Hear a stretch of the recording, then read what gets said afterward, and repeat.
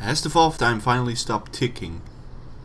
I'm not sure. I'm here to talk about the recent controversy about the paying for mods, which some say has ruined PC gaming forever.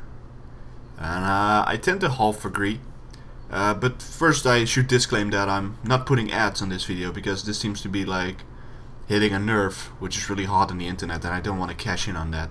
So that's why I disabled mods. I just want to talk to my monitor about this and let people know how I think about this and see if you guys also think about this. So, first things first. Valve and Steam hasn't really released a game since 2013 in July, and that was Dota 2, which just got out of the beta. Before that, it was CS:GO, Counter-Strike Global Offensive, which was actually not really developed by Valve per se. It was made by Hidden Path mostly, and that got out in 2012. It's now 2015, so that's a long time ago. As you may know, Steam has to, and Valve has to make money to stay afloat. They take 30% cut of every game sold on Steam, which seems like a lot. However, recently there has been a lot of competition where you can get games for a lot cheaper, often even a Steam key. A recent example was that GTA 5 was $60 on Steam and was $45, if memory serves me correct, on Greenman Gaming if you were like a VIP, which just means you get an account. But you didn't get a Steam key in that. And that really was a thing that changed my mind, because usually you did get a Steam key. And it was really weird to see. And it seems like Valve is in damage control mostly, which is a bit weird, because in 2012 they were worth over $2.5 billion. And this recent move has really been, people compare EA to literally Hitler and worse, and this is also a very weird move. However, the key difference is that Valve is a private company. They don't have shareholders, and they always took pride in this fact. They would not release a product until it was really done, until it was good. And I always applauded Valve. I was also a fanboy. I loved Dear Lord Gaben. But over the course of a couple of years, this has really changed. It started with the skins on CSGO, which I think are fine. I mean, they don't change gameplay at all. But there's a lot of money going into that, and Steam also takes a huge cut out of that.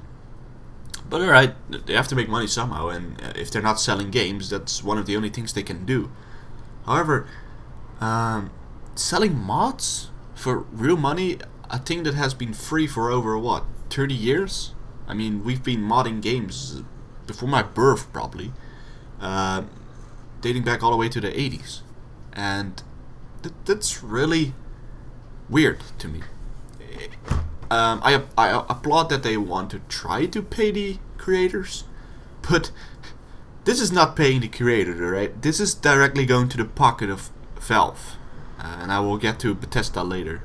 Don't worry. It's going directly to Valve. They take a 75% cut. So, for instance, you have sell a mod for $1. Let's say $1. You sell horse armor for $1.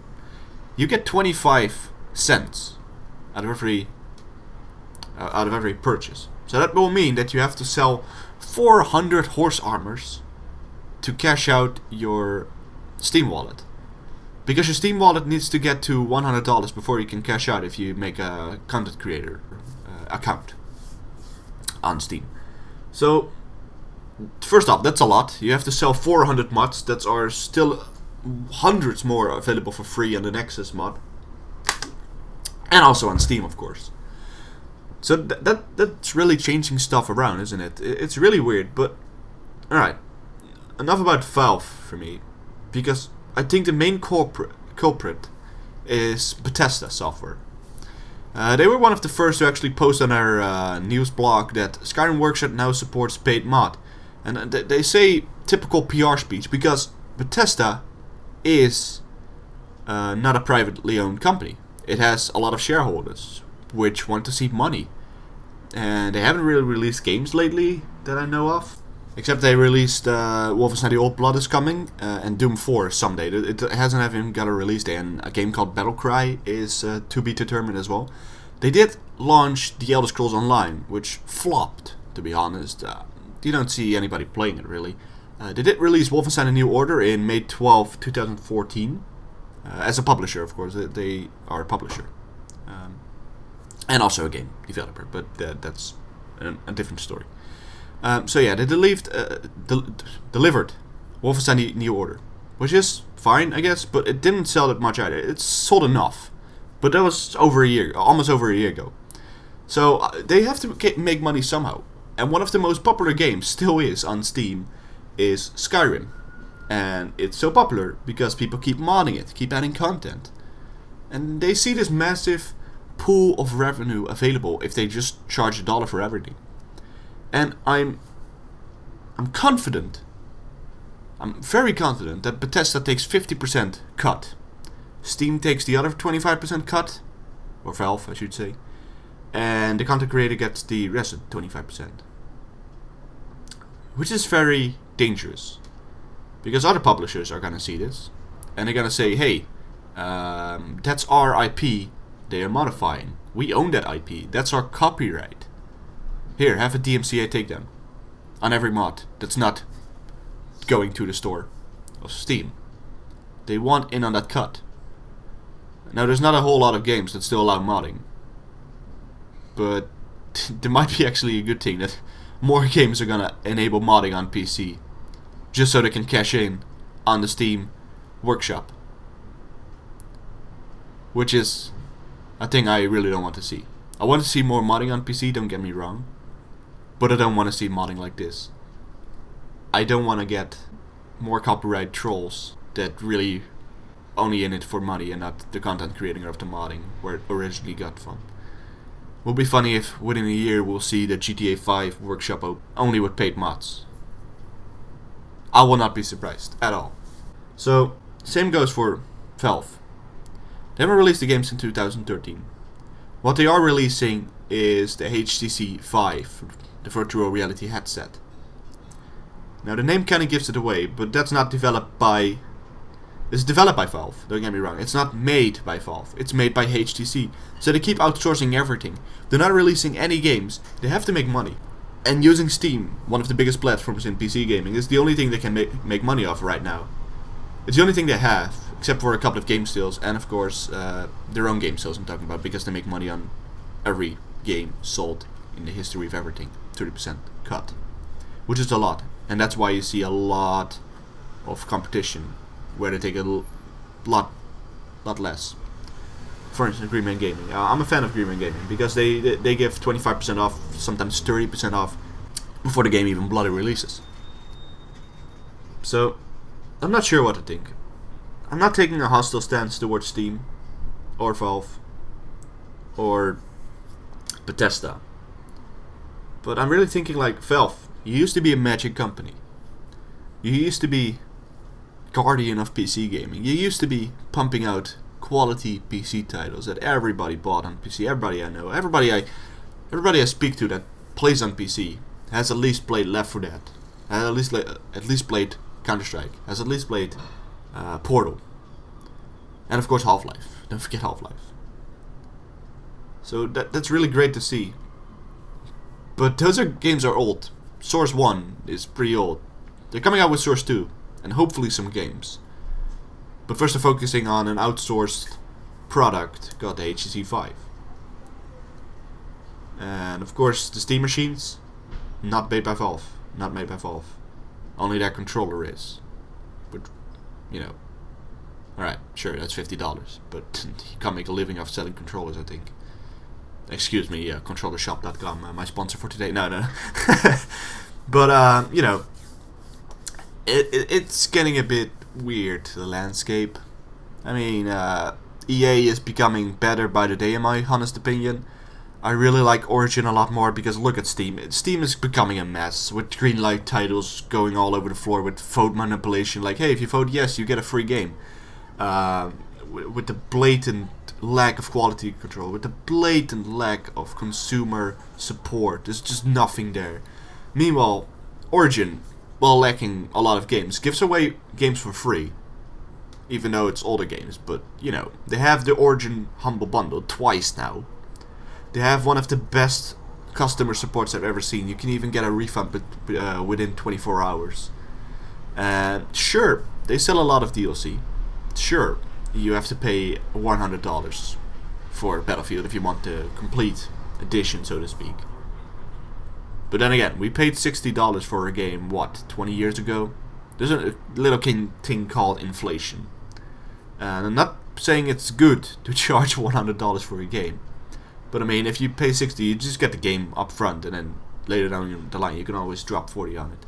Not that I did, actually. I used a cousin in India to to get my games from Origin. So I paid $52 for the entire version. I mean,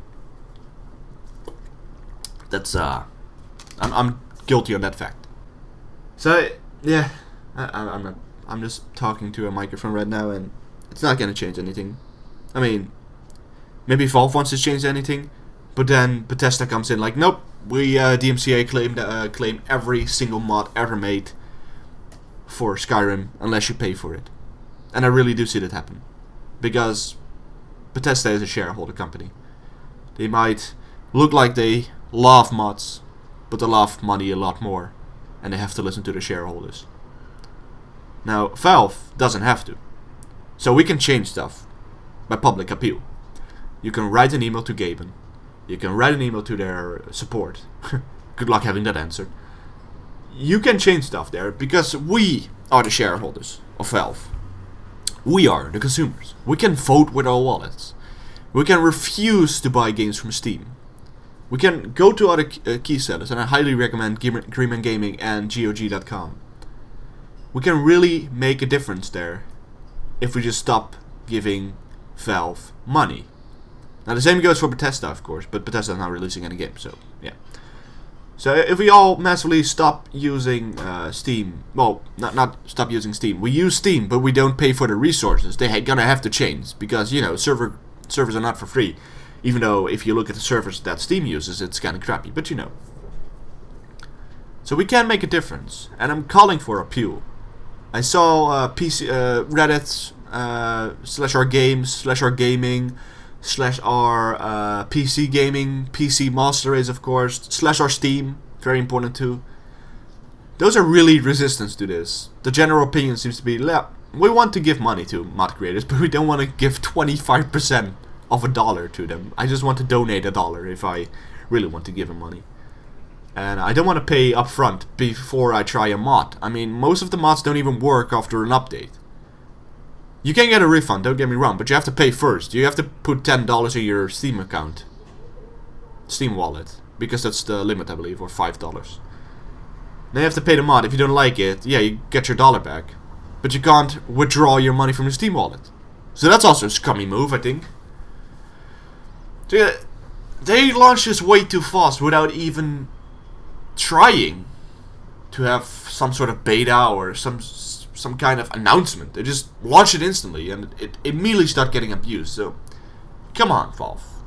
You know you're better than this. We know you're better than this. We want you to be better than this. We want you to be the light of Gaben, leading PC gaming ahead, with us following. We don't want you to lead us to a dark alley and stab us in the butt. We don't want that. Right, so my name has been Peter van Holland, rambling my ass off. If you agree with my views, if you can't really be bothered to type something down, just share this video, please, if you want to. Again, I won't allow any ads on this, because that would feel like a dick move. I normally don't do this thing, so don't even bother subscribing if you want to see more of this. I'm not TotalBiscuit 2.0. Even though TotalBiscuit made a very good video about this, I'll probably put it in the description. That's pretty much it. I hope we get through this. I really do.